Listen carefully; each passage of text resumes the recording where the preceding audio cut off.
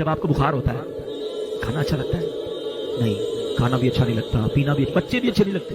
بندہ بولتا ہے یار مجھے کچھ اچھا نہیں لگ رہا بھائی، لیکن کھانا نہیں چھوڑتے آپ، کیونکہ یو نو ویری ویل یہ 5-6 دن کا مسئلہ ہے، کھانا تو پڑے گا نا، تھوڑے دنوں بعد بخار ختم ہوگا تو ٹیسٹ آنا بھی شروع ہو جائے گا۔ بالکل یہی کانسیپٹ یہاں سمجھ لو، سجدے میں دل نہیں لگ رہا، نماز میں دل نہیں لگ رہا، تلاوت میں دل نہیں لگ رہا، کرتے